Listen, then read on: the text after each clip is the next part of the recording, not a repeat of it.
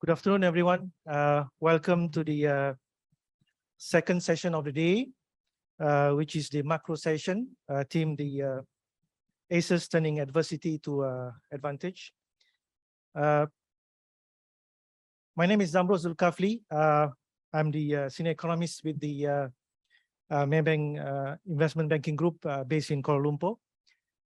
This is my first time in Manila, and also the first time traveling abroad since January 2020. So it feels good to be able to fly abroad again. This session today, we will have distinguished speakers from BSP.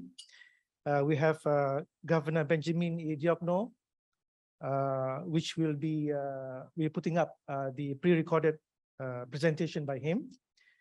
We also have Deputy Governor Francisco G. Daquila, the Deputy Governor for Monetary and Economic Sectors, BSP, who will join me later on the stage for the Q&A session. Basically, before we put up the pre-recorded presentation by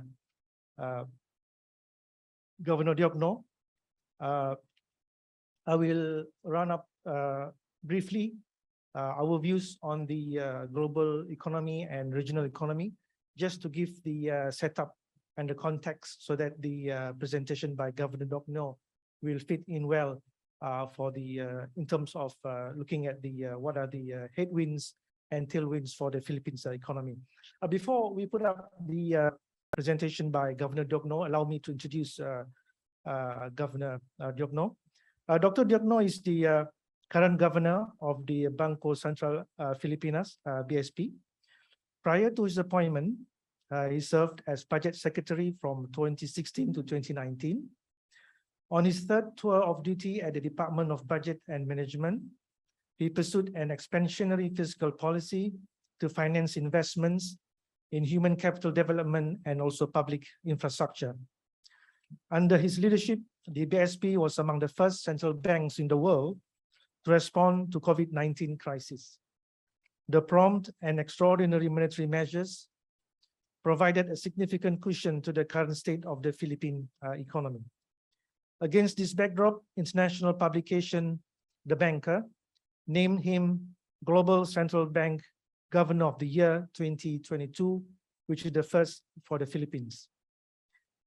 As the BSP governor, he does not only pursue the BSP mandates of price stability, financial stability, and an efficient payments and settlement system, but also endeavors to bring central banking closer to the people. He's a champion of digital payments and financial inclusion. In this pursuit, he aims to shift at least 50% of retail payment transactions to digital form and achieve 70% transaction account ownership among adult Filipinos. He's also a strong advocate to the Philippine ID system. Dr. Francisco Daquila, Jr. is a Deputy Governor of the Monetary and Economic Sector. Prior to this, he was the Assistant Governor of the Monetary Policy Subsector, BSP. He's provided highly technical advisory support on matters relating to the formulation, implementation, and assessment of policies and programs in his areas of specialization, which include the monetary, external, real, and financial sectors. Before joining the DSP, he worked as the U.S. Agency for International Development, USAID, and at the Agricultural Credit Policy Council. He also previously taught at the University of the Philippines School of Economics and at the De La Salle University in Manila. He received his PhD and MA in Economics and BSc in Economics from the University of Philippines School of Economics. He is a lifetime member of the Philippine Statistical Association, PSA, and Philippine Economic Society, PES, wherein he's also served as secretary and board member from 2005 to 2006. He also a member of the International Input-Output Association. He's currently an associate editor of the Philippine Review of Economics. He has published papers at the Philippine Review of Economics, Philippine Statistician, Bangko Sentral Review, and BSP Working Paper Series as well as chapters in several publications of the BSP, including Money and Banking in the Philippines, Perspectives from the Banco Central Filipinas, and Philippine Central Banking, a strategic journey to stability. So, as I mentioned earlier, before we put up the presentation by Governor Diokno, let me share our views, our Maybank's views on the global and regional economic outlook. Can I have the first slide?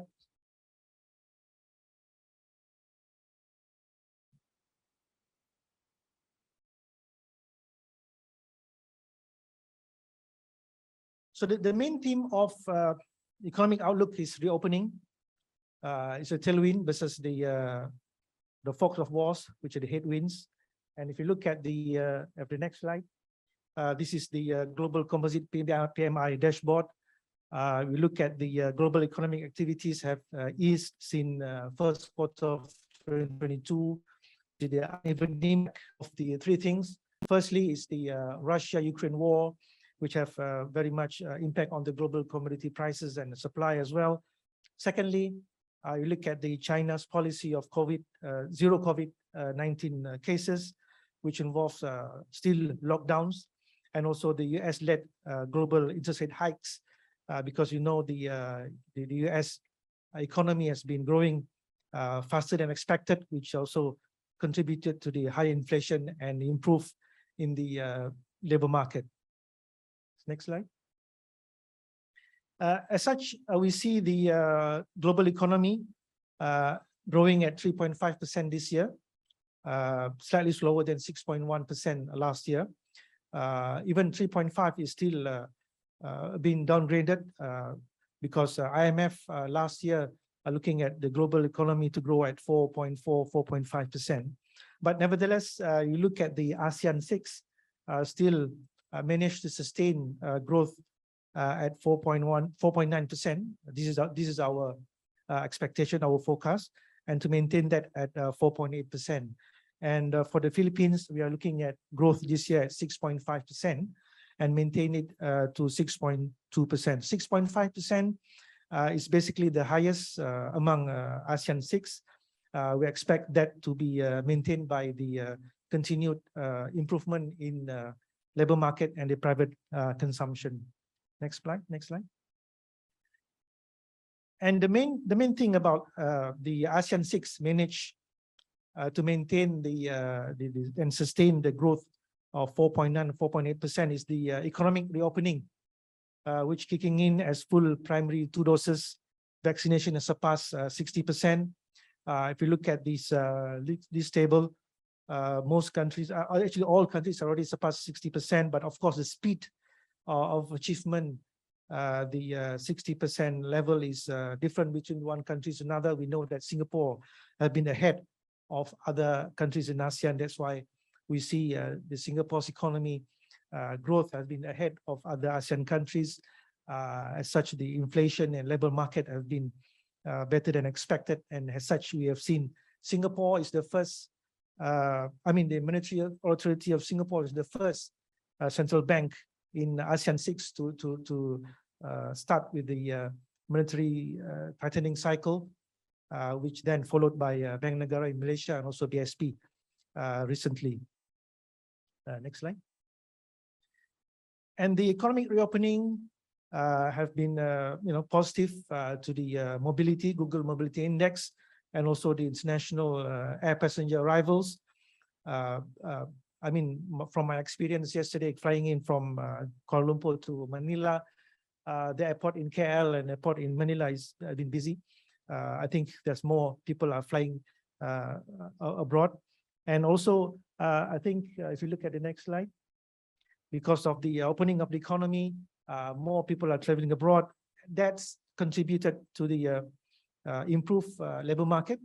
As such, we see the unemployment rate in Philippines have improved a lot from 17.6% in April 2020. That's the height of the COVID-19 pandemic.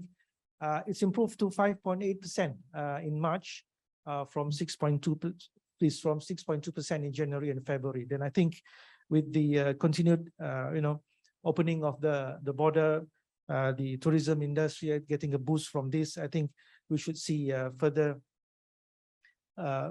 improvement, not just in the Philippines economy, but also the ASEAN 6. Next slide.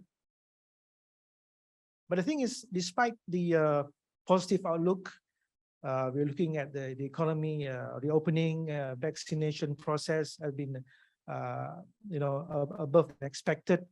There are also headwinds being faced by the economies in the region. Mainly, the first one is the Russian-Ukraine war, which clouds the economic outlook by exacerbating the inflation, risk premium to the commodity supplies and prices.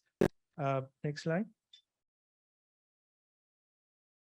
And the thing is, when it involves Russia and Ukraine, I mean, Russia is, if not the biggest, one of the biggest exporters and producers of global commodities. I mean, if you look at these charts, natural gas, Russia contribute about 16.8% of exports, oil 11%, wheat 17.7%, and sunflower oil, Ukraine 37.5%, and Russia about 18.3%. So that's how significant it is, Russia and Ukraine, in terms of supplying commodities for the world. Next slide. And also coal, nickel, palladium, and also fertilizer. So these are the things that I think will cloud the impact on the higher inflation to the global economy, and also the Philippines economy as well. Next slide. And then if you look at the global crude oil price, you compare the prices now with the 1978 supply crisis, and also the 2011-2014 supply crisis as well.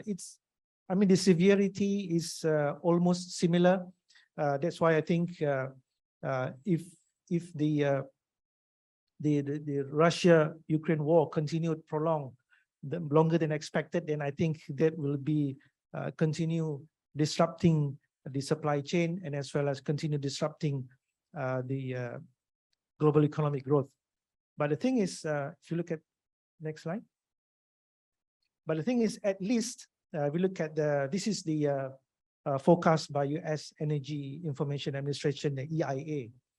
I mean, EIA is forecasting that by the third quarter, the fourth quarter this year, the world production of oil will be at par with consumption. I mean, if you look at at this chart, during the height of the pandemic, the world consumption has been below production.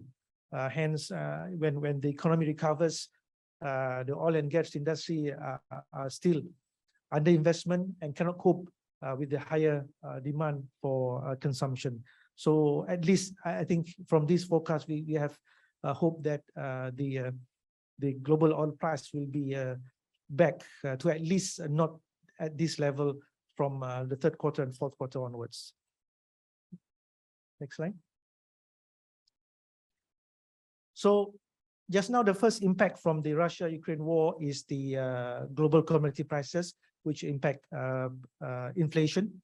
Now, the second impact is the possibility of EU getting a recession. So this is from the secondary impact, because we know that Russia supplies majority, if not all, of oil and gas to Europe.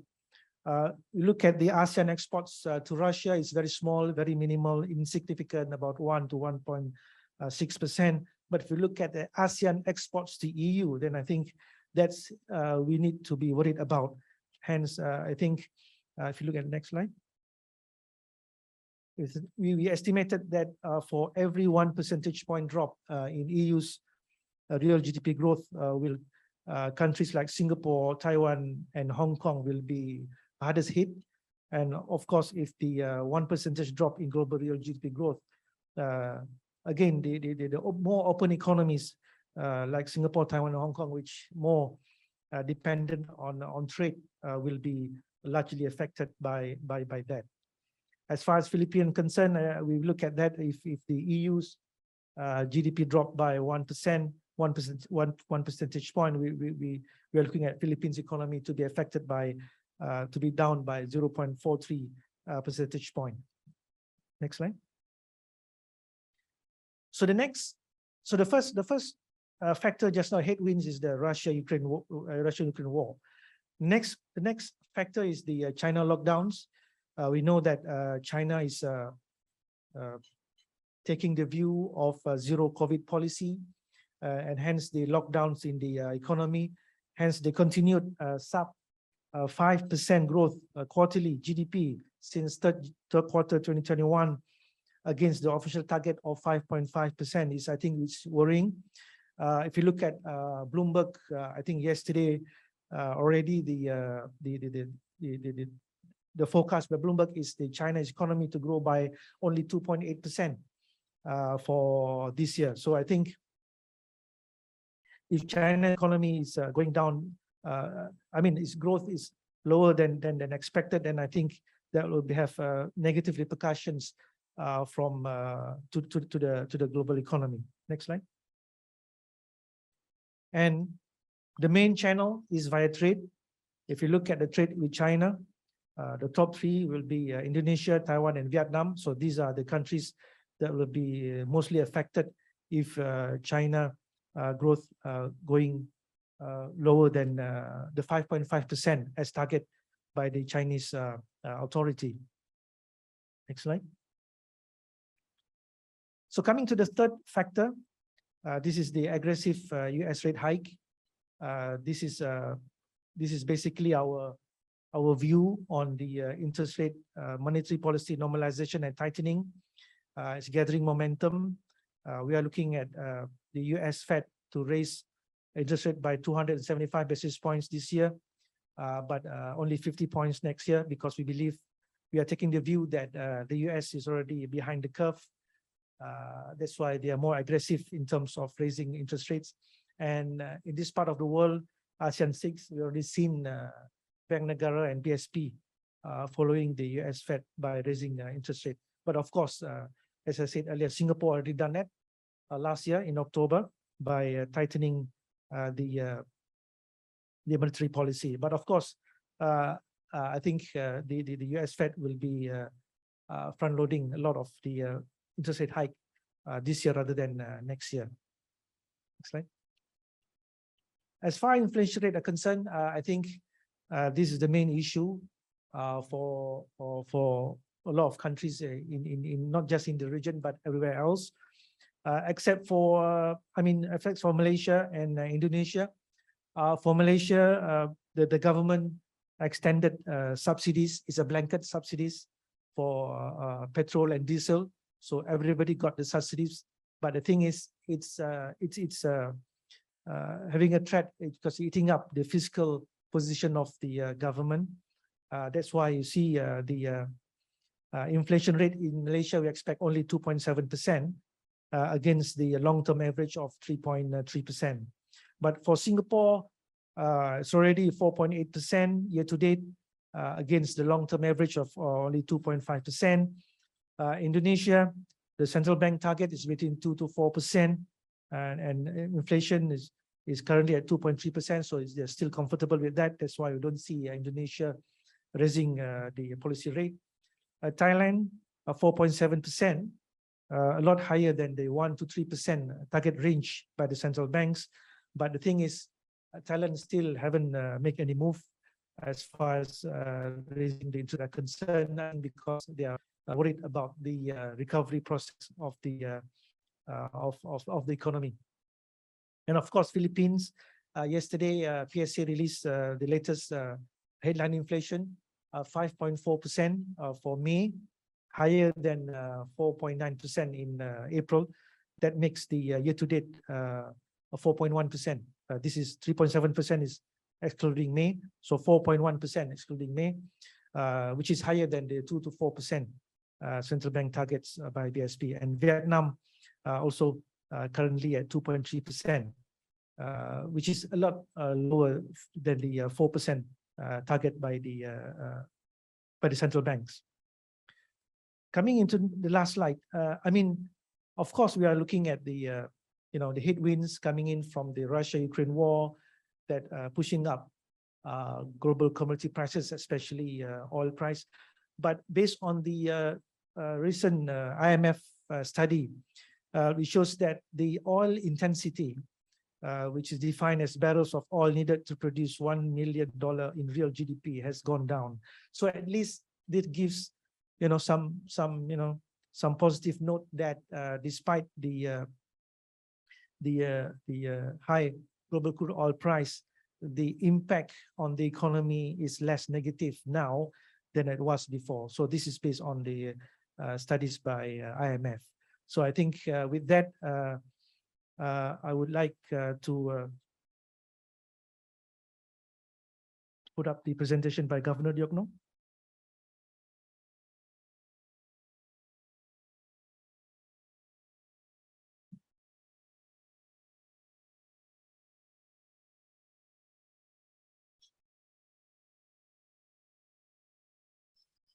Good day, and thank you for inviting me to the Invest ASEAN Philippines Conference. It is my pleasure to join you today and share updates in the Philippine economy. The Philippines is on its way to full recovery. After the pandemic-driven recession in 2020, the economy grew by 5.7% last year and sustained its robust momentum with an 8.3% growth in the first quarter of 2022. The employment picture is close to pre-pandemic level. From a peak of 17.6% in April 2020, unemployment rate was down to just 5.8% in March this year. Moreover, foreign direct investments grew by 54.2% to an all-time high of $10.5 billion last year. In the first 2 months of 2022, FDIs grew by 8% to $1.7 billion. The Purchasing Managers Index hit a 4-year high of 54.3 in April. Both business sentiment and consumer outlook have improved. Our expectation surveys show broad improvements in outlook for the coming months. All this came on the back of a whole-of-government approach to recovery. As we transition to the next administration, the central bank will continue to deliver on its mandate and ensure macroeconomic management. On the whole, there are clear indications of continuity of key reforms under the new administration. Following the government's loan settlement with the BSP and the policy rate hike, the timing and conditions of the BSP's exit strategy will continue to be guided by the inflation and growth outlook over the medium term, the state of public health, and domestic and global risk to the economy. Balancing the need to safeguard economic recovery and controlling inflation would be a key challenge for policymakers going forward. The balancing act requires a well-planned, well-calibrated, and well-communicated exit strategy. Meantime, as we pursue policy normalization, the Monetary Board reconfigured the BSP's government securities purchasing window from a crisis intervention measure into a regular liquidity facility. This will enhance our ability to manage domestic liquidity conditions. We entered the pandemic with strong fundamentals. Our healthy external accounts, marked by hefty gross international reserves, helped maintain relative order in the financial markets amid the crisis. The government's fiscal space allowed it to spend massively on COVID-19 response without incurring unmanageable debts. We reformed the tax system. We simplified the tax structure, rationalized fiscal incentives, reduced personal and income tax rates, and increased taxes on oil, cigarettes, and sweetened beverages. With the new tax system, the incoming administration will be in a better position to face the challenges of the pandemic economy.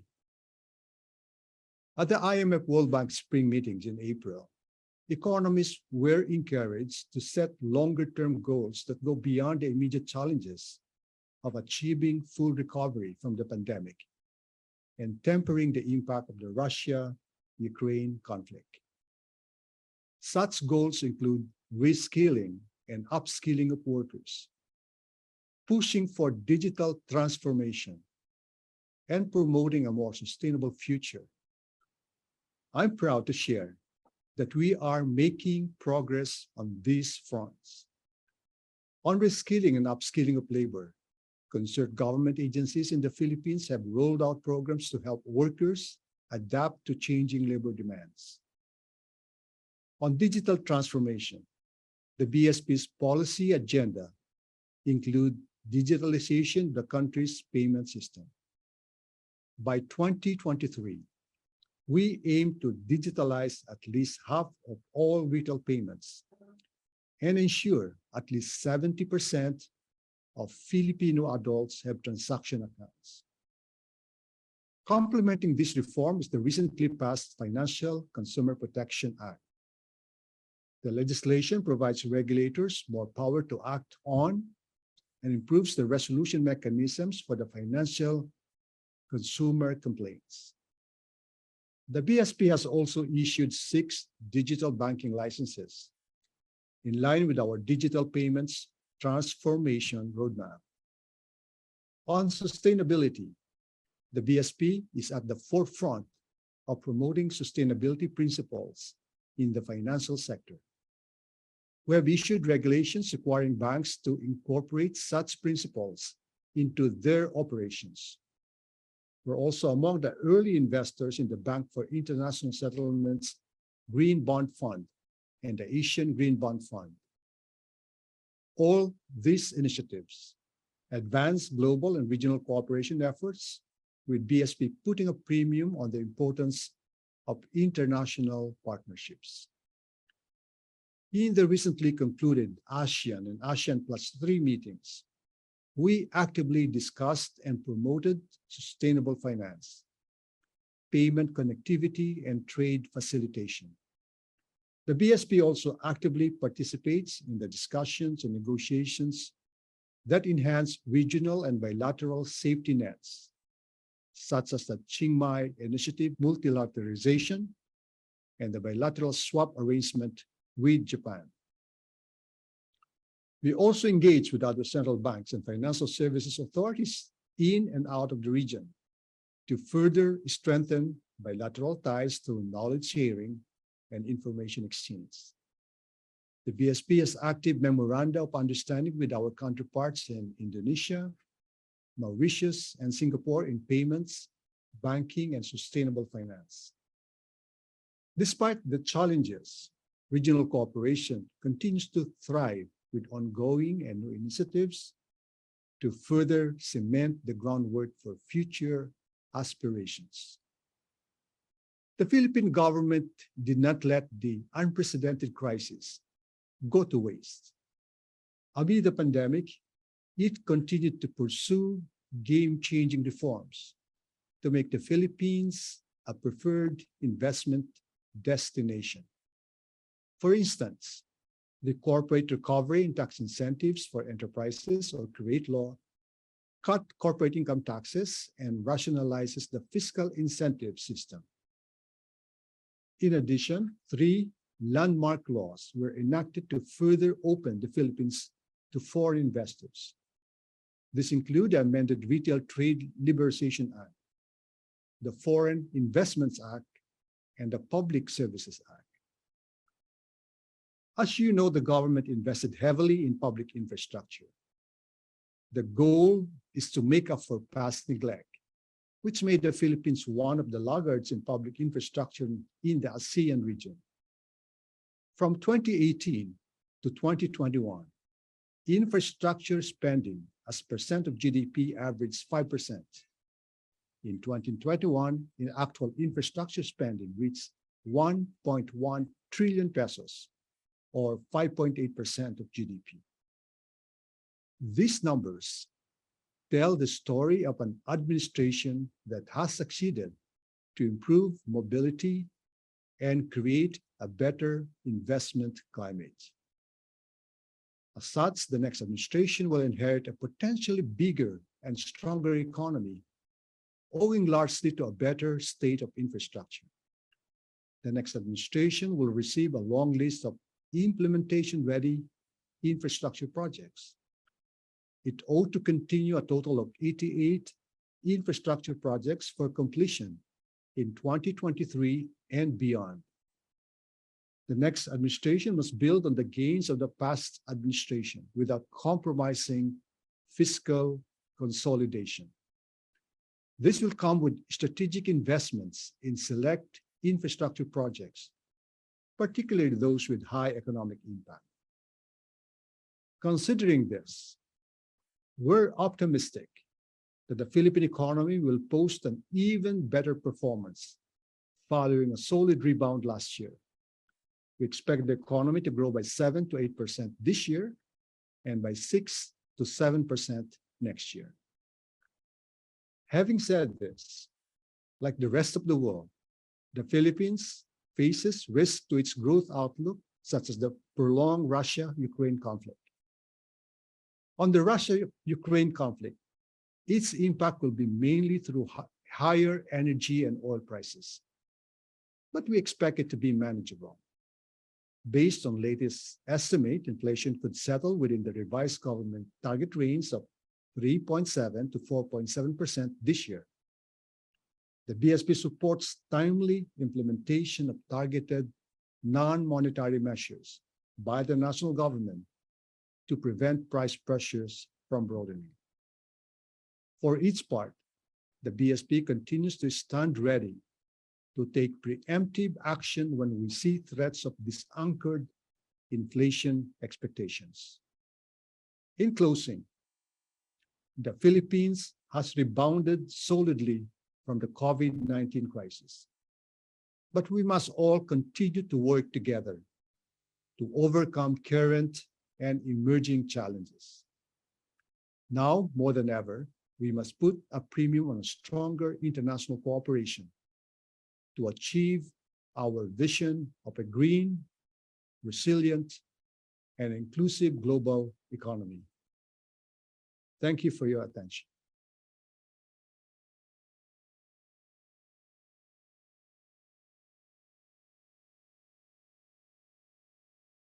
So that's a pre-recorded presentation by Governor Dotno. Just to wrap up, give summary of the presentation just now. Basically, Governor Dotno is and BSP's view is that the Philippines economy is on a full recovery with the labor market improving, FDIs and PMIs and consumer outlook improve, as well as business sentiments. And this has been supported by BSP's policy intervention. And I think he also mentioned that the exit strategy for BSP is going to be data-driven. And for example, the reconfiguring of the purchasing windows of the government securities. The next stage is to invite Deputy Governor Daquila to on stage for the Q&A session.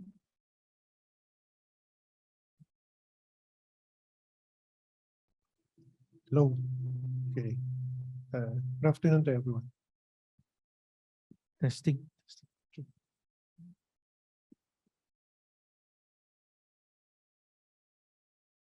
So thank you, Deputy Governor Daquila, for it's delightful coming to this session. So pleasure to be here.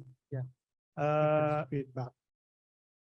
At the same time, if there's any questions from the floor, you are most welcome to raise any questions to Deputy Governor Daquila. But I appreciate if you could introduce yourself first and then pose the question to Deputy Governor Daquila. I think to start the ball rolling, I'm going to ask the first question, Deputy Governor. As the net energy importer for the Philippines, the rise in energy prices is pushing import receipts to rise, while the outlook for exports is weakening due to the weaker global economic outlook. Do you expect Philippines' external position to deteriorate further? And I think what are the measures possibly need to be taken by the government to address this issue? Actually, we do expect quite robust growth in exports. And even as the global economic growth is getting more moderate, still is a recovery compared to what we had during the pandemic. There are very strong growth in some export sectors of the economy, including for electronics exports is quite strong. Now, we are envisioning that the balance of payments will turn into deficit territory for this year. And so with our current account, the thing is, it should be emphasized that the current account deficit is financeable. We're seeing about a 3.7% of GDP current account deficit, but the overall balance of payments deficit will be smaller at about 1% of GDP. But the main driver of that current account deficit is a 15% growth in imports. And that is attributable to the significant rise in prices of commodities and also in oil. We had revised our baseline oil projection significantly. It's now at about $102 per barrel. Our threshold is about $95 per barrel, at which, beyond which, we could be experiencing a breach in our inflation target. But going into 2023, we're actually anticipating that our oil will moderate in 2023. And that's in line also with the futures prices for oil in the market. Actually, most market observers are still expecting that come next year, the oil prices will be moderating because the supply demand balance will turn into something positive as there will be new sources coming in, especially with the US. So with that, we're actually seeing that our current account deficit will narrow next year. And also our balance of payments deficit will also be narrower next year, no? At around 0.9% of GDP. So, it should be emphasized that apart from all of these external factors that come into play, we have structural sources of foreign exchange. We're anticipating that overseas remittances will recover by about 4% this year. And what has happened actually is that the pandemic has proven that remittances will be quite are always quite resilient. Many market observers at the height of the pandemic were actually saying that remittances could fall by double-digit levels. And actually, the fall in remittances was less than 2%, no? So it's quite, and that was even what was happening with all of the lockdowns. But so the remittances, um, uh, exports are seen to grow by 7%, 7% this year. So it's a good growth. But when you turn over to services exports, our BPO industry is quite strong. So we're anticipating about 8% growth in BPO receipts.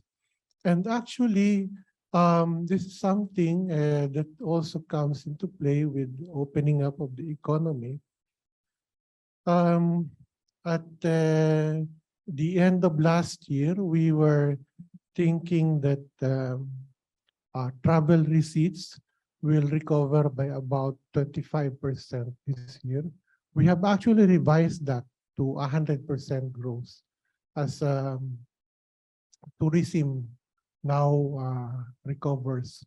Of course, even before foreign tourism recovers, we're already seeing a significant recovery in domestic tourism.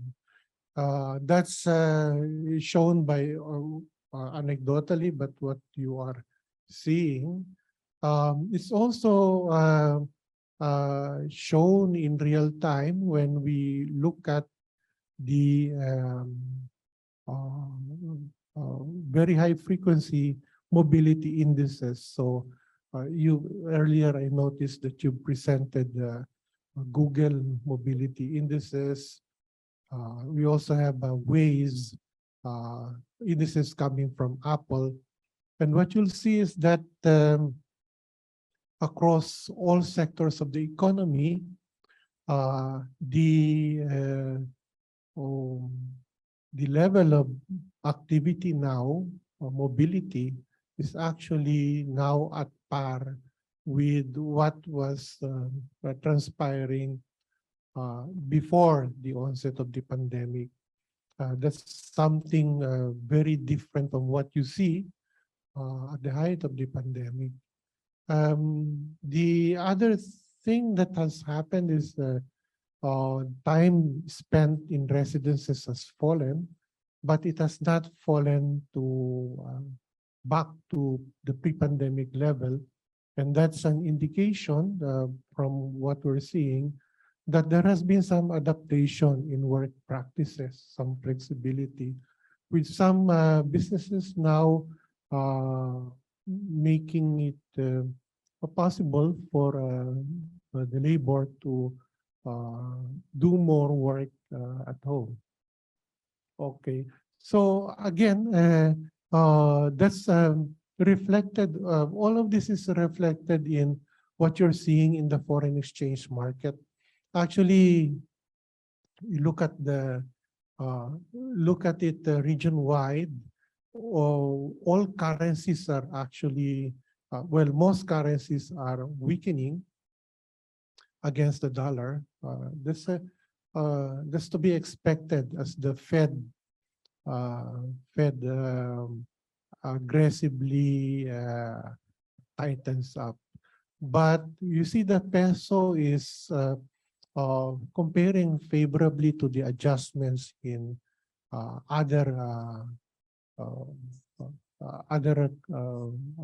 currencies. Actually, you look at it, where actually the peso is actually one of those currencies that is, I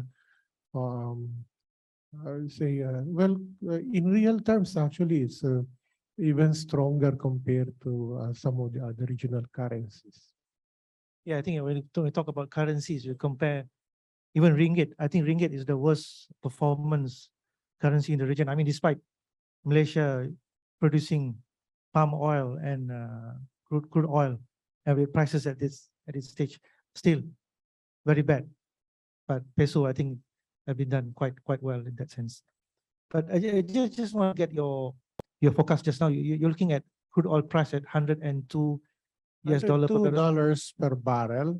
this year? For this year, I don't have the exact number for next year, but I do have a colleague here, Bell. If you may have the figure, or perhaps you can just give it Okay. later. But it's just to note that it is keyed into market expectations. So we at the BSP do our forecasts based on futures prices of oil. Specifically Dubai. Dubai is the reference.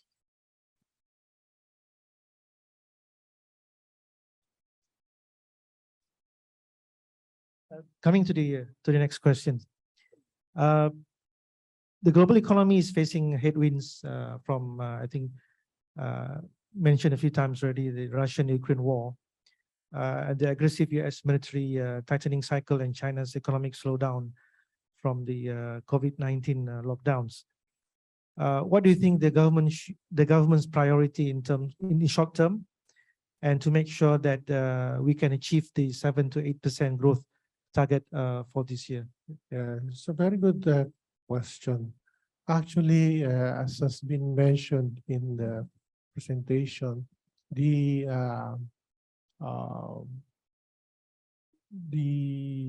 first quarter growth of 8.3% is a positive surprise.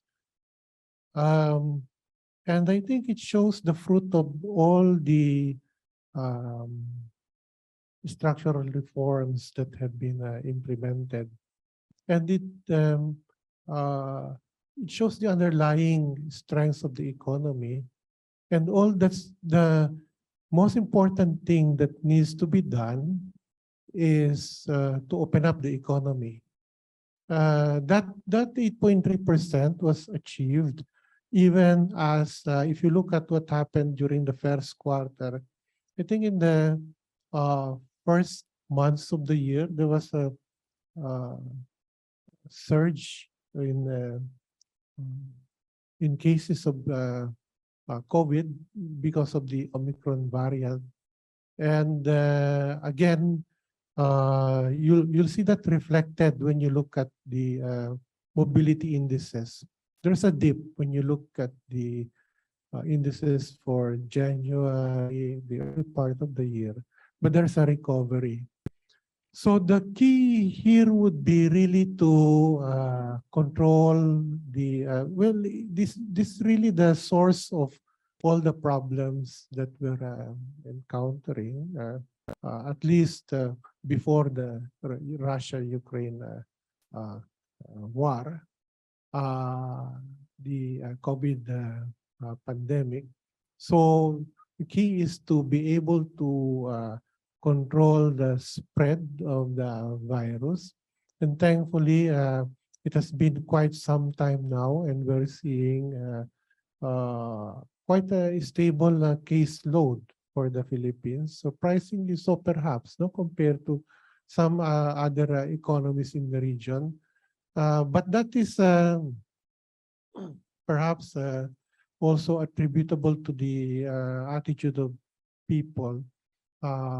It's very different when you look at the US, where so for somehow response to the pandemic has become very politicized, and it has somehow been twisted so that matter of getting vaccinated or wearing a mask is a matter of individual freedom. No, it's not. And thankfully, that's not the case here. Everyone recognizes the importance of pandemic response. And it's a very small minority who is actually not getting vaccinated. So I would actually, when you look at our various indicators, the Purchasing Managers Index that was cited by the governor earlier is showing, well, the number that I saw is 54 54%, and 50% is the threshold where you have an economic expansion. So 54 is actually quite strong. So given that, I would think that the second quarter numbers will actually be stronger, and that is actually came into play when there was the discussion at the Development Budget Coordinating Committee of the target for growth for this year. The committee kept the lower bound of the target at 7%. Given that the first quarter number is at 8.3%, I think 7% would be very achievable. But if you note, the original target set by the DBCC was 7 to 9%. In recognition of the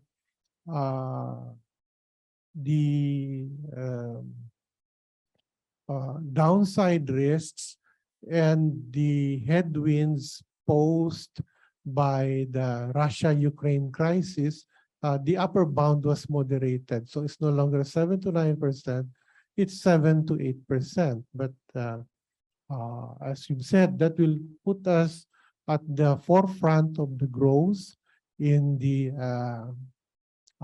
ASEAN region.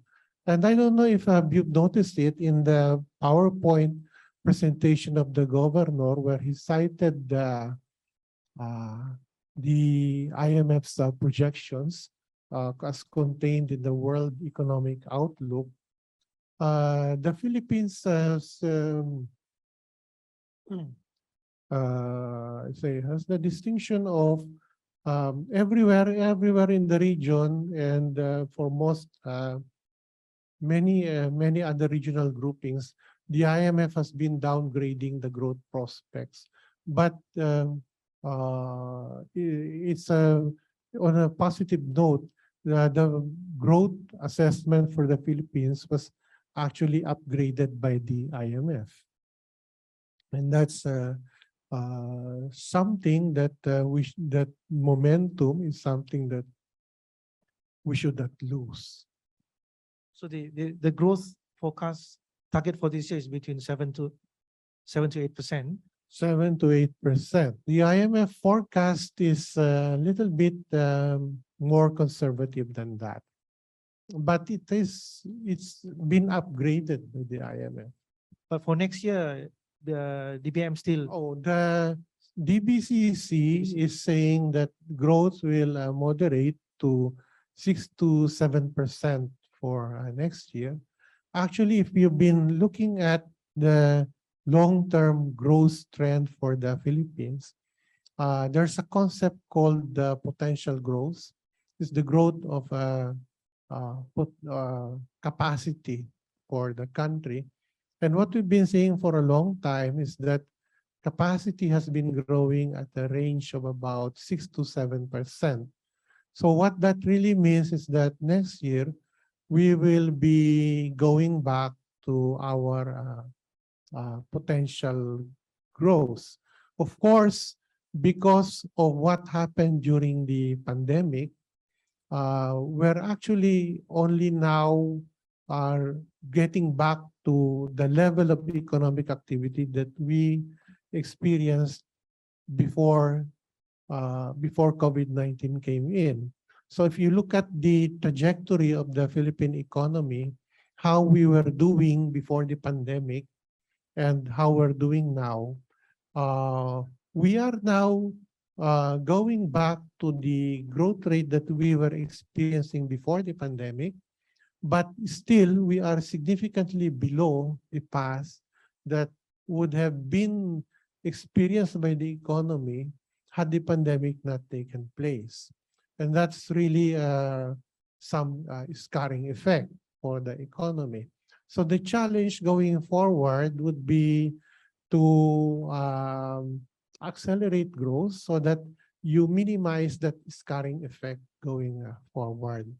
again, some sectors of the economy may be operating at much below the levels that uh, were experienced before the pandemic, and those are the sectors that are very much contact intensive. So you look at the entertainment industry, for example. I think it's only a very few people who would have gone back to uh, going back to movie theaters, no, or to concerts. So those sectors may take a lot more time to recover. But as I've said, there are positive indications now. For example, tourism has been recovering. So challenges going forward would be to ramp up the you need to address two things. In capital, there's infrastructure, and human capital, physical capital and human capital, in order for you to be able to get back into your pre-pandemic growth path. Physical capital that's being addressed by the government's infrastructure program. Human capital, well, for a long time, the kids have been uh,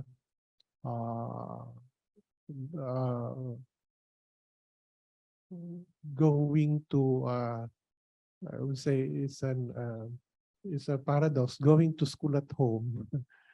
So what you'll need to do is, even as your students go back to physical classes, it's still be quite some time before they can get back to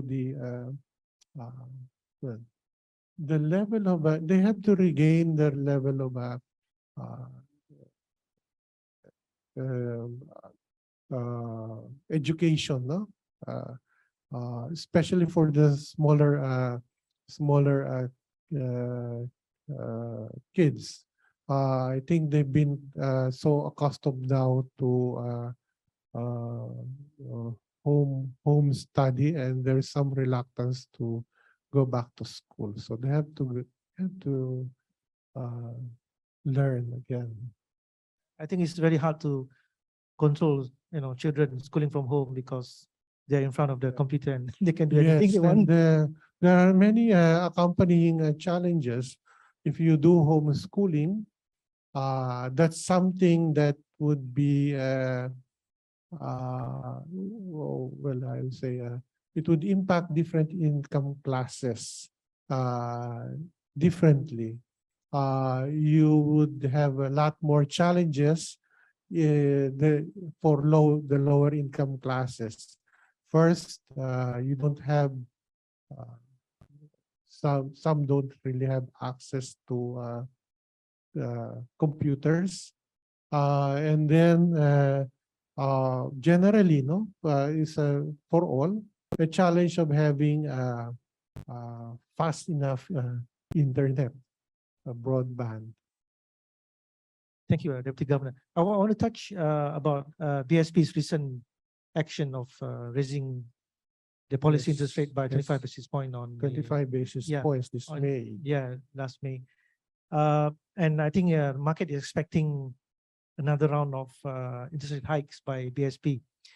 Don't you think that the sort of a few rounds of interest rate hike will give impact on the recovery in Philippines and private Well, consumption as well? That's why that we have always communicated that the exit strategy is going to be very carefully planned, because again, the unprecedented nature of the pandemic means that you need to see good indications that economic recovery is sustainable uh, before you embark on your exit. And what the uh, uh, rather the first quarter number has shown is that the economy can now take it. And so if you look at what was done by the BSP during the pandemic, the actions were actually quite unprecedented. The level of uh, liquidity injection to the economy actually amounted to an equivalent of 11% of GDP. I think it's in one of the PowerPoint slides shown in the governor's presentation. The equivalent peso amount is more than 2 trillion pesos. Now, that has to be unwound, and to a large extent, it has already been normalized. For example, it was said during the presentation, well, during the pandemic, we provided provisional advances to the national government, first in the amount of 300 billion pesos. That was renewed. And then at some point, the national government requested for 540 billion pesos. That was provided and renewed. But then subsequently, it was reduced to 300 billion, and it has now been fully paid. So this is that was actually the first time in the history of the BSP that we that's given in the charter of the BSP, the power to provide provisional advance to the national government. But there are a lot of safeguards given in the charter. We did that, noting the extraordinary nature of the pandemic. A lot of the response was you remember at during the early months of the pandemic when everyone was prevented from going out. So the question is, what about the very low income families, the drivers, the public, those public utility? They needed support, but that's not programmed in the budget. So it's an emergency situation. Now that has been fully repaid by the national government. Now, again, another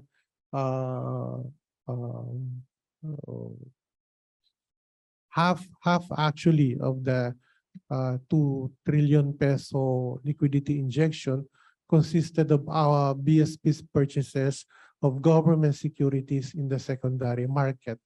Again, that was done because in the early part of the pandemic, there was a threat that financial markets would freeze up. So there has to be a sure buyer of government securities. That's why the BSP came in. At the height of the interventions of the BSP, the purchases of the BSP in the secondary market amounted to about 20% of the total market value. Now it has gone down to about 2% at the current level. So you can see that that is how the normalization has already been taking place. And now, again, the governor has also mentioned this. So we now have a lot of government securities holdings. So we want now to convert the facility into a regular facility, no longer an emergency facility, but a regular facility for managing liquidity. So along with those measures, the I would say the most important uh, normalization would be in the policy rate. So we have begun with a 25 basis point increase in the policy rate. The governor has given very strong indications that in this next policy meeting, there would be another adjustment, is forward guidance in order to assure the market that the BSP looks at developments in the inflation rate and is ready to respond accordingly. So the latest inflation number is 5.4%. That's really supply-driven inflation due to oil and to food. Because if you take out the two commodities, then actually the inflation should be going down.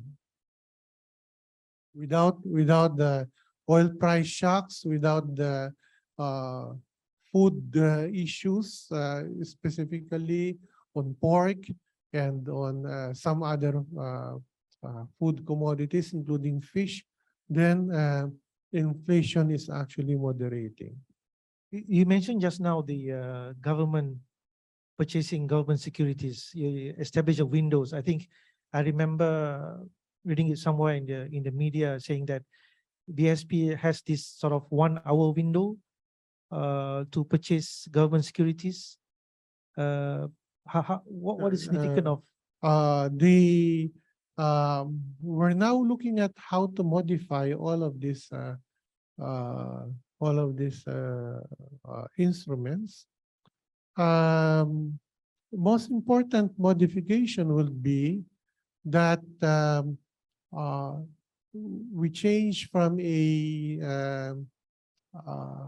an emergency facility into a regular facility for managing liquidity. What does that mean? Emergency facility means that you take whatever the market wants to sell to you, whatever volume of GS, just to make sure that there is a market for GS. Now we are going to be shifting this into an active facility. So we will be determining on a regular basis the amounts of GS that we would want to sell to the market or buy from the market. It depends on whether you want to inject liquidity into the system or to siphon off liquidity. You buy securities when you want to inject liquidity. You sell when you want to siphon off. And this will be set in line with our interest rate corridor framework. As you know, we all have a lot of, perhaps you're monitoring this, we have a lot of other instruments now in place, including our own BSP bills, our term deposit facility, and yeah, ODF, I think, overnight deposit, but that's a standing facility. So those two facilities are the auction-based facilities. So we set the volumes in order to influence the amount of liquidity in the market. Thank you, Deputy Governor. As usual, if you have any questions from the floor, can always ask the questions. Of course, introduce yourself first, and then I can pass questions. Hi, Gov. Just a quick one on inflation. 5.4% is a 4-year high. What level do you think it will top off, and when? What I will say is that the trajectory is subject to some uncertainty because of the primary driver of inflation is something that external. It's oil. If you look at the market assessment, oil should moderate. Even as the market sees that there is ongoing conflict between Ukraine and Russia. When that happens, then that is going to put a limit to the momentum on inflation. And actually, in the latest meeting on monetary policy, we gave out a baseline of 4.6% inflation for this year and moderating to 3.9% for next year. Now, 3.9% is within the inflation target band, but it's very close to the upper bound of the target. The upper bound is 4%. So ideally, you would want to have a baseline that's closer to the midpoint of the target. But having said that, there's a very big difference between inflation that's coming from the supply side as against inflation from the demand side.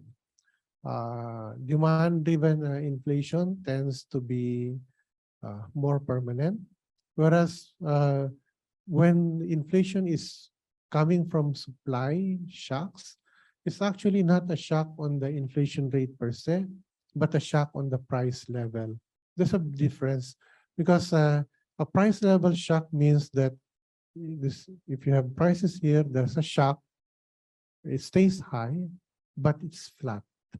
So if you measure, inflation is the year-on-year change in prices. So by the end of a 1-year period, a supply shock, unless it generates second round spillovers, will necessarily be self-limiting. The thing is that because of what's happening globally, the question now is whether we are entering into a situation where the supply shocks are becoming more and more frequent. I think we are coming up to the 3:30 p.m. Point. If any more questions from the floor? If nothing, I have one more question just to follow up to Alex's question just now about inflation. I think when PSA, the Philippine Statistical Authority, shift to the 2018 base year, we have the headline inflation, but there's no core inflation. Oh. Yeah. So it's subject to discussion on what the final basket of commodities will be that will be included in the core inflation numbers. But in the meantime, we at the BSP have been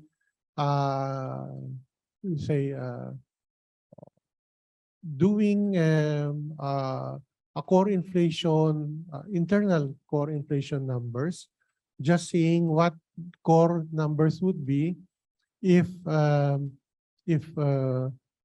we employ the methodology that was used by the PSA in the previous base year. And it actually shows core inflation being within target, no? And actually for some time, core was actually moderating.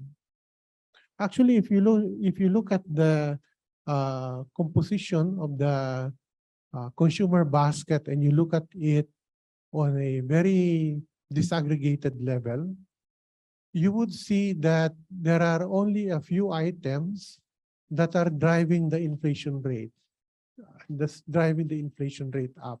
And those are the food-related items and the oil-related items.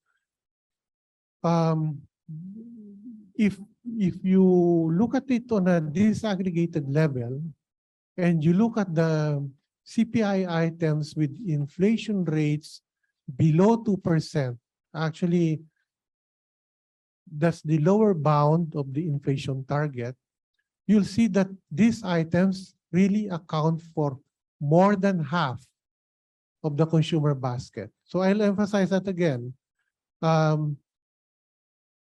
Half of the consumer basket is actually experiencing inflation below the lower bound of the target. But you have some items accounting for, I would think, about 1/4 of the basket that have inflation rates above 4%. And those are the food and energy related items. And those items are driving the overall inflation numbers up. Any expectation when the core inflation will be out, sir? It should be out soon, depending on the discussions with the PSA. Thank you very much, Deputy Governor Dakila. I think that wraps up the session today. I think next we have another session with the with Philippines Hot or Not. We have the Alex and Jackie to join us up here with the Friso Campo as the special guest for the session. Thank you very much.